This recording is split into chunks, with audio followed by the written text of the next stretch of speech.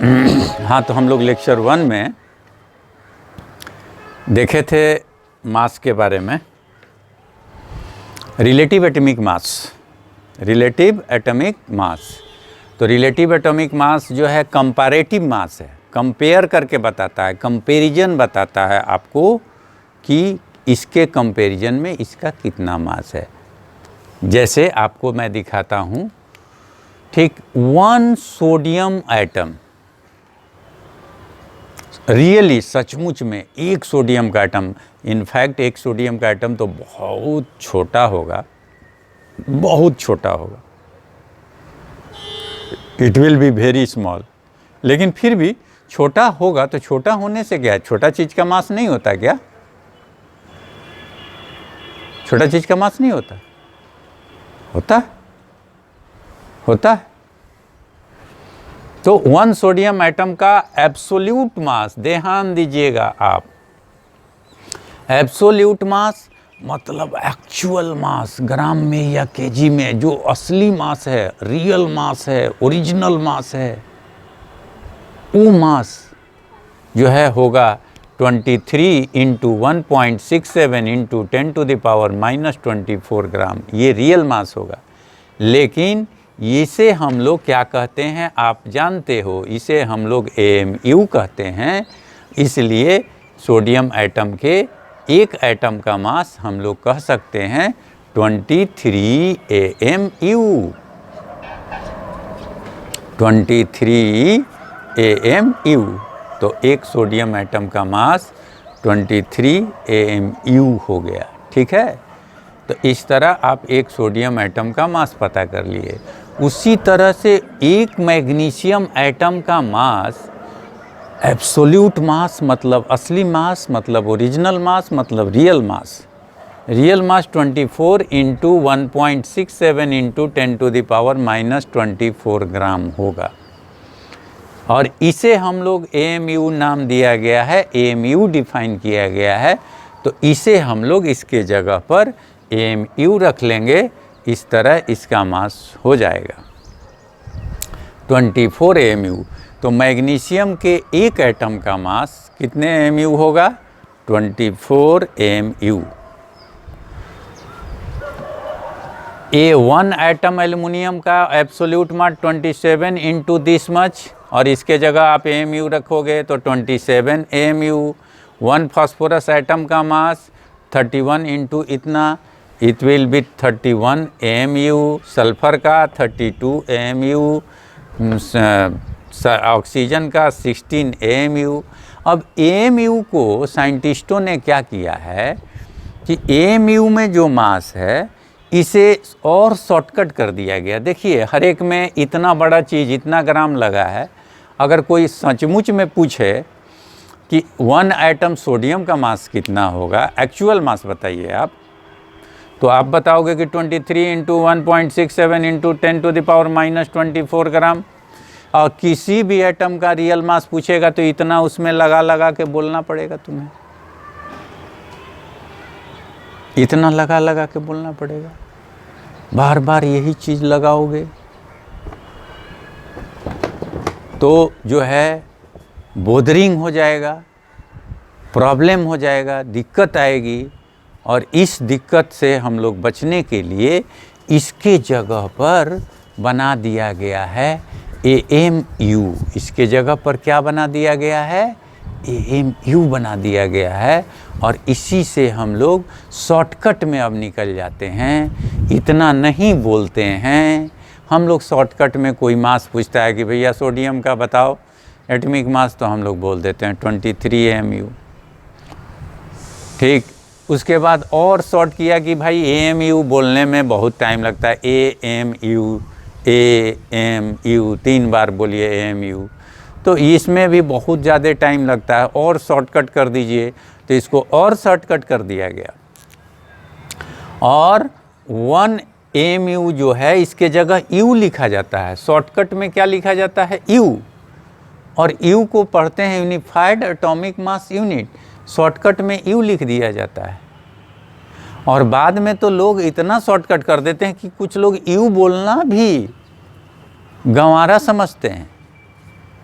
उन्हें नागवार गुजरता है यू बोलने में भी। जैसे आप याद करो, आपसे कोई पूछा होगा अभी तक कि बताओ मैग्नीशियम का एटॉमिक मास कितना होगा, तो आप बोल देते होगे सिंपली कि 24। न तुमने आज तक यू लगाया होगा, न तुमने आज तक एमयू लगाया होगा। ये जो है जनरली तुमने किया होगा। तो जनरली बच्चे जो हैं क्या करते हैं कि इतना छोड़ देते हैं, एमयू लगाना छोड़ देते हैं, सोचते हैं कि एमयू कौन लगाएगा, एमयू लगाने में बोदरेशन है। कुछ बच्चे यू लगाते हैं, वो भी छोड़ देते हैं, इसमें भी टाइम वेस्ट होगा। तो पूछने वाला अगर पूछता है कि रिलेटिव एटॉमिक मास जो है क्या होगा, तो हम लोग जो है डायरेक्ट कर लेते हैं, एमयू भी बता सकते हैं, यू भी बता सकते हैं और नहीं भी बता सकते हैं। अगर आप नहीं भी बताते हैं तो अगला समझने वाला समझ लेता है, खुद ब खुद समझ जाता है। उसको समझ होनी चाहिए, क्योंकि पूछने वाला भी थोड़ा तो गलत पूछ रहा है। जनरली पूछने वाले क्या पूछते हैं कि एल्युमिनियम का एटॉमिक मास क्या होगा, तो वो तो गलत क्वेश्चन पूछ रहा है। मैग्नीज एल्युमिनियम का एटॉमिक मास नहीं पूछना चाहिए, उसे क्या पूछना चाहिए, रिलेटिव एटॉमिक मास क्या होगा, उसे ये पूछना चाहिए। तो पूछने वाला गलत, तो जवाब देने वाला भी गलत। पूछने वाला सिर्फ कहता है कि एल्युमिनियम का एटॉमिक मास क्या होगा, रिलेटिव छोड़ दिया, पूछने वाला आगे वाला छोड़ दिया, तो जवाब देने वाला पीछे वाला छोड़ देता है। पूछने वाला थोड़ा गलत पूछा तो जवाब देने वाला भी थोड़ा गलत जवाब दिया। पूछने वाला भी दिल ही दिल में समझ रहा है और बोलने वाला भी मन ही मन समझ रहा है।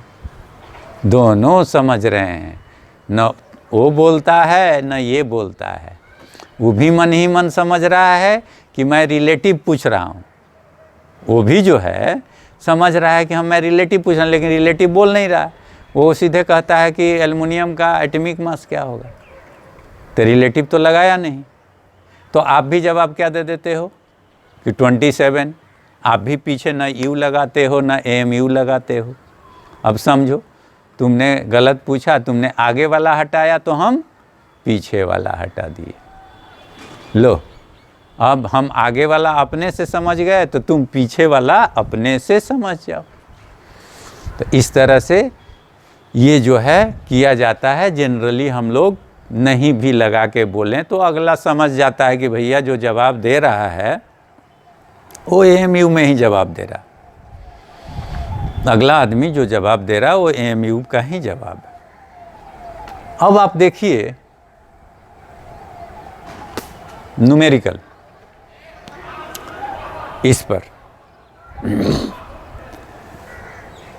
कहा जा रहा है, एक क्वेश्चन है कॉम्पिटिटिव लेवल का, ठीक है। कहा जा रहा है कि 3.011 into 10⁻22 atoms of an element weighs 1.15 gram. इतने एटम मिलकर, इतना एटम, ये सारे एटम, इतने सारे एटम 3.011 इंटू 10⁻22 एटम सारे मिलकर जो हैं एटम्स का वजन कितना होता है, 1.15 ग्राम। तो the atomic mass of the element is, atomic mass कितना होगा। तो अभी अभी आप एक फार्मूला पढ़े थे, आपको याद है? आप अभी अभी एक फार्मूला पढ़े थे, आपको याद है? तो जो है 3.011 into 10⁻22 atoms of an element weighs 1.15 gram. इतने सारे एटम मिलकर, इतने सारे एटम मिलेंगे तब जाके इतना ग्राम होगा। तो आपको element, atomic mass of the element, देखिए यहाँ भी एटॉमिक मास पूछ रहा है, लेकिन आप समझोगे क्या, रिलेटिव एटॉमिक मास पूछा जा रहा है।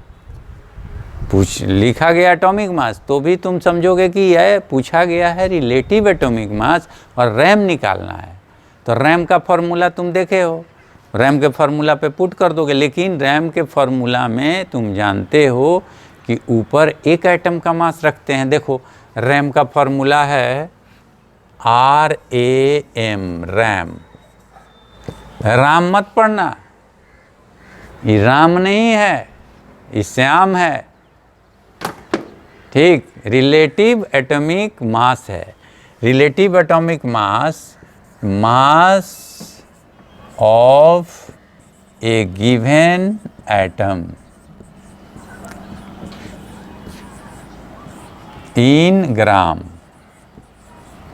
Divided by 1.67 into 10⁻⁻24। अब तुम जो है इसी फॉर्मूला से निकालोगे, लेकिन ध्यान दो, ए एटम, ऊपर एक एटम रखना होगा। ऊपर क्या रखना होगा? एक एटम का मास। और यहाँ कितने एटम का मास दिया है? इतने एटमों का मास दिया है।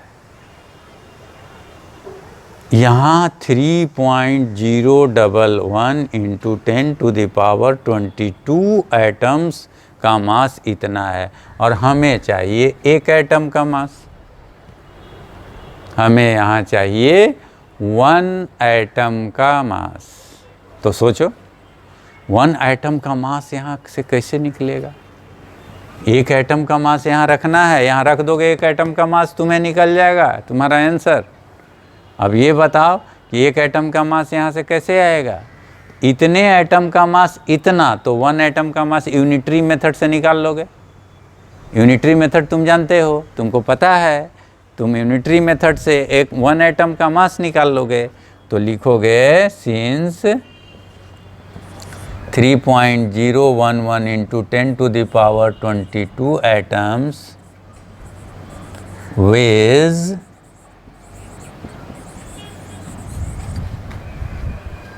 weighs 1.15 ग्राम।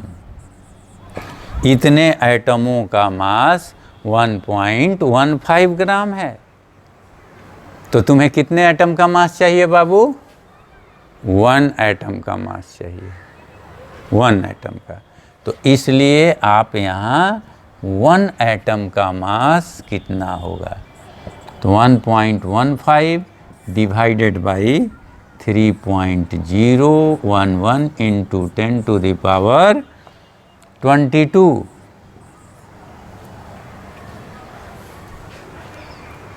10⁻22 हो गया। तो ये हो गया आपके 1 एटम का मास। आप यहाँ रख दो, निकल गया तुम्हारा आंसर। ये 1 एटम का मास हुआ, और ये तुम रख दोगे ऊपर तो निकल जाएगा। यहाँ रैम, मास ऑफ 1 एटम कितना रखोगे? 1.15। ये जो आया तुम्हारा ग्राम में आया, इट इज़ ग्राम। तो आप यहाँ रख दो 1.15 डिवाइडेड बाई कितना? 3.011 इंटू 10⁻22 डिवाइडेड बाई ग्राम। ये भी ग्राम में है।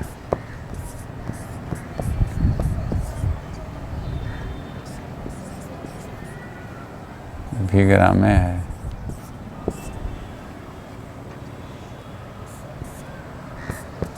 वन 1.15 डिवाइडेड बाई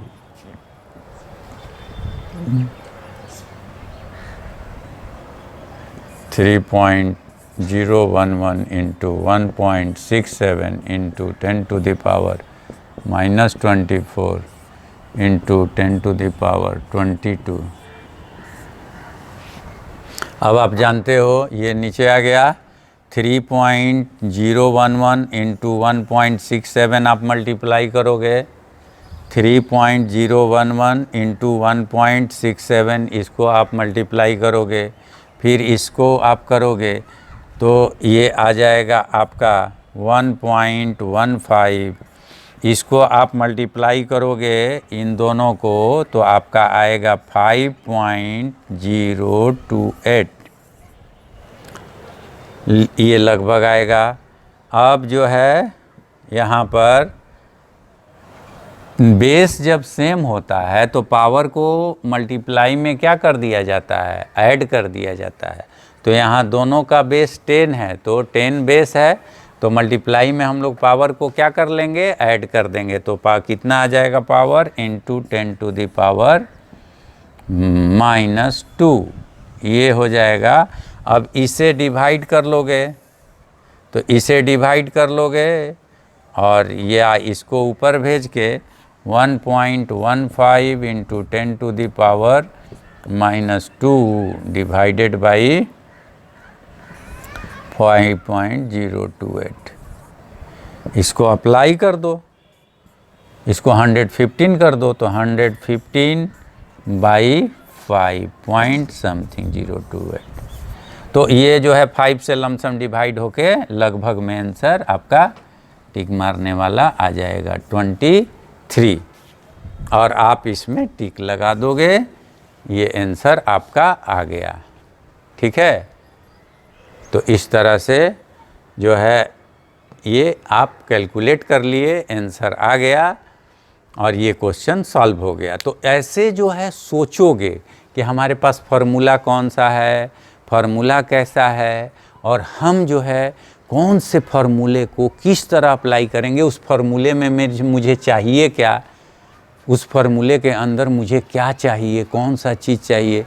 जैसे हम लोग फार्मूला देखे, इसमें हमें एक एटम का मास चाहिए था, तो यहाँ एक एटम का तो मास दिया नहीं था, इतने एटम का मास दिया था, एक एटम का नहीं दिया था, इतने एटम का मास दिया था।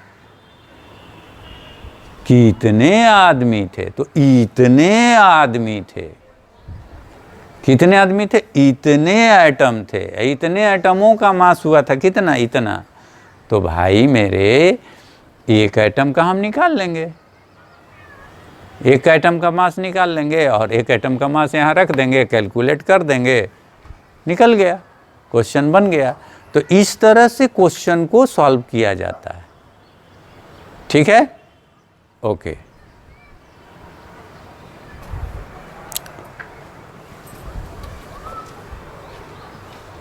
देखिए नेक्स्ट क्वेश्चन जो है हम लोग देखते हैं, उसी फार्मूला पर जो हम लोग फार्मूला पढ़े थे, आपको रैम निकालने का, कि mass of a given atom, एक गिवन एटम का मास ग्राम में ऊपर divided by 1.67 into 10 to the power -24 gram. तो इसी फार्मूला पर हम लोग नेक्स्ट क्वेश्चन ये बनाएंगे। यहाँ कहा जा रहा है कि if mass of one atom, देखिए ये क्या है, वन एटम, एक एटम, ठीक है ना, तो वही फार्मूला में फिट हो जाएगा। वन एटम का मास इतना है, एक एटम का मास इतना है, then calculate number of nucleons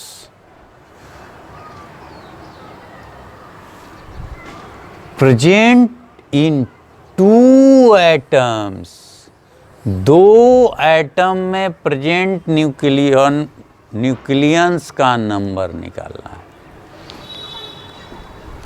एक एटम का मास देके पूछ दिया कि दो एटम में न्यूक्लियंस का मास निकालिए। तो पहले तो आप रैम निकाल लीजिए, उसके बाद आपको मैं समझाऊंगा कि न्यूक्लियंस क्या है।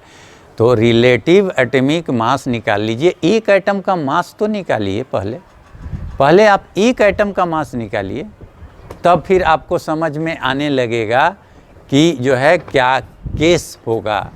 तो सबसे पहले आप एक एटम का मास निकाल लो, ठीक है, एक एटम का मास निकालो।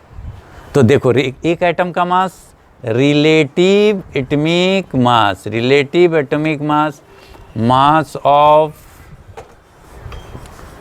ए गिवन एटम in gram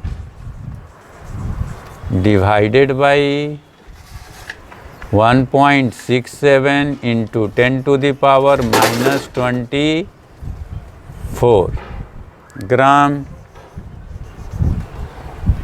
ठीक है, अब जो है इसको पुट कर दीजिए इसका मास दिया हुआ है 3.32, तो 3.32 into 10⁻⁻³ divided by 1.67 into 10⁻⁻24 gram.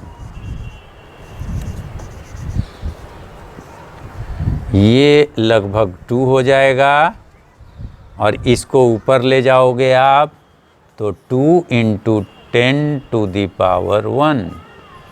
Base जब सेम रहे, हाँ, तो आप जानते हो कि बेस जो है, बेस अगर सेम रहे तो पावर जो है डिवीजन में साइन उलट जाता है। जब ये -24 है, ऊपर जाएगा तो +24 हो जाएगा, तो -23 और +24, -23 + 24 इज इक्वल टू कितना हो जाएगा? 1। तो 10⁻1 हो गया, तो 2 इंटू 10⁻1 यानी मतलब हो गया 20, यानी उसका एटॉमिक मास रैम आ गया 20, यानी उस एटम में 20 उसका एटॉमिक मास है। अब तुम्हें मैं बताता हूँ कि जो है न्यूक्लियस किसे कहते हैं। किसी एटम के अंदर उसके न्यूक्लियस में, जैसे अमेरिका में रहने वालों को अमेरिकन कहते हैं, इंडिया में रहने वालों को इंडियन कहते हैं, वैसे ही न्यूक्लियस में रहने वालों को न्यूक्लियॉन्स कहते हैं। न्यूक्लियस में रहने वालों को क्या कहते हैं? न्यूक्लियॉन्स कहते हैं। तो न्यूक्लियस में कौन कौन रहते हैं ये तो तुम जानते हो, पढ़े हो, 9th-10th में पढ़े हो। न्यूक्लियस में कौन कौन रहते हैं बता दो। न्यूक्लियस में प्रोटॉन रहते हैं और न्यूट्रॉन रहते हैं, तो दोनों के मिला के हम लोग न्यूक्लियॉन्स कहेंगे। तो अब और न्यूक्लियॉन्स का नंबर कितना होता है? जो रैम होता है, रिलेटिव एटॉमिक मास जो होता है वो न्यूक्लियॉन्स का नंबर होता है, उसके न्यूक्लियस के अंदर उपस्थित प्रोटॉन और न्यूट्रॉन का नंबर होता है। तो जितने प्रोटॉन और न्यूट्रॉन उसके न्यूक्लियस में रहेंगे वही न्यूक्लियॉन्स कहलाते हैं। तो यहाँ पर अगर रैम 20 आ गया तो इसका मतलब इसके अंदर, इसके न्यूक्लियस में 20 हैं प्रोटॉन और न्यूट्रॉन का नंबर। और तुम जानते हो एक एटम में न्यूक्लियस 1 होती है, एक एटम में न्यूक्लियस 1, तो 2 एटम में न्यूक्लियस 2, एक एटम में न्यूक्लियस 1 तो 2 एटम में न्यूक्लियस 2। तो एक एटम के न्यूक्लियस में 20 न्यूक्लियॉन्स, तो 2 एटम के न्यूक्लियस में कितने न्यूक्लियॉन्स हो जाएंगे? बोलो 40। तो निकाल लोगे 1 एटम कंटेन्स 20 न्यूक्लियॉन्स, इसलिए 2 atom contains 20 into 2 is equal to 40। इस तरह से कितने न्यूक्लियॉन्स हो गए? 40 न्यूक्लियॉन्स। तो एक एटम में न्यूक्लियॉन्स का नंबर जो है 20 हुआ, तो 2 एटम में न्यूक्लियॉन्स का नंबर 40 हो जाएगा। इस तरह से आप 40 में टिक लगा दोगे, इस क्वेश्चन का आंसर तुम्हारा 40 हो जाएगा और ये आंसर आ गया। ठीक है।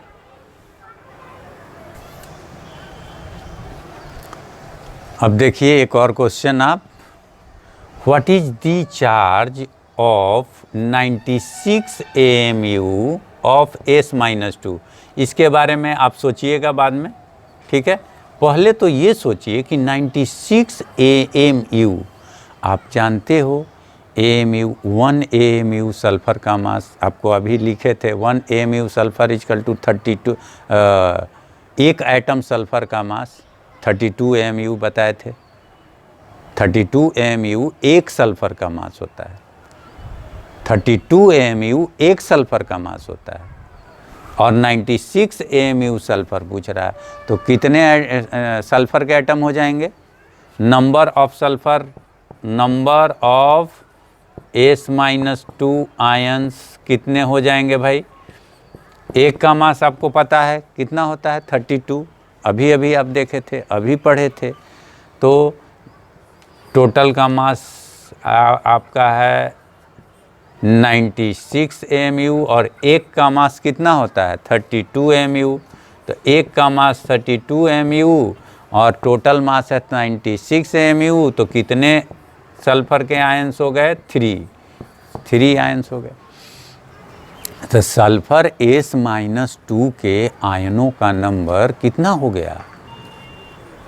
इसके आयनों का नंबर कितने हो गए? 3 हो गए आयनों के नंबर। 3 आयन है। और आप देख रहे हो कि एक आयन पर कितना चार्ज दिया हुआ है? -2 चार्ज दिया हुआ है। यानी कि एक सल्फर 2 इलेक्ट्रॉन लिए हुए है।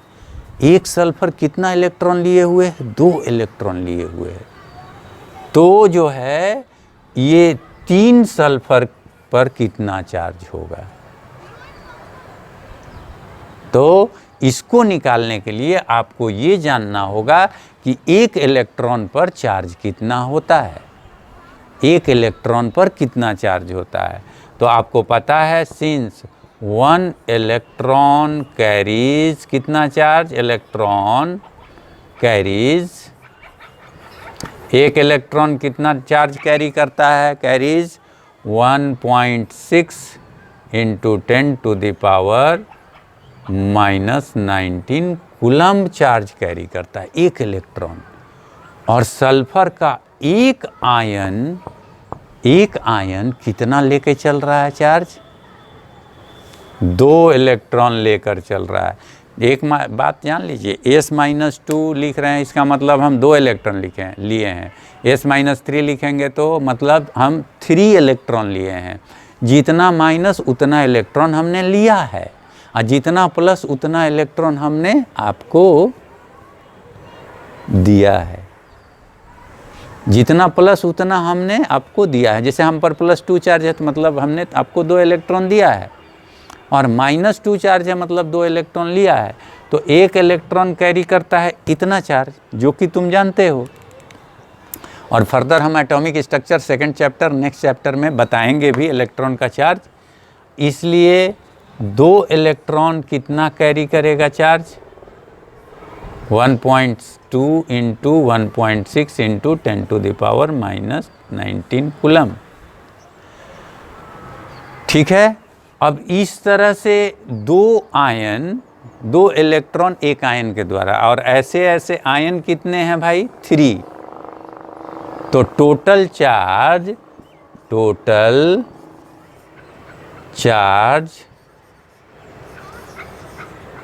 Carried by 3s-2 ions. 3s-2 ion के द्वारा कुल कितने चार्ज कैरी होगा? क्योंकि 2 इलेक्ट्रॉन एक आयन चार्ज कैरी करता है तो इतना करता है, तो 3 आयन कितना करेगा? तो 3 × 2 × 1.6 × 10⁻⁻19 कूलम्ब। इसको मल्टीप्लाई कर दीजिए तो आ जाएगा 9.6 × 10⁻⁻19 कूलम्ब। ठीक है। और इस तरह से आपको ये आंसर आ गया कूलम्ब में, और ये आपका सही करेक्ट आंसर हो गया। ठीक है। इस तरह से आपने ये क्वेश्चन भी बना लिया। तो इस तरह से रिलेटिव एटॉमिक मास पर जो हम लोगों ने क्वेश्चन बनाया, रिलेटिव एटॉमिक मास पढ़े, AMU पढ़े, और इस पर रिलेटेड प्रॉब्लम्स बनाए। अब अगले चैप्टर में, अगले टॉपिक में हम लोग रिलेटिव मॉलिक्यूलर मास बनाएंगे। Okay, see you again. लगे रहिएगा और बने रहिएगा।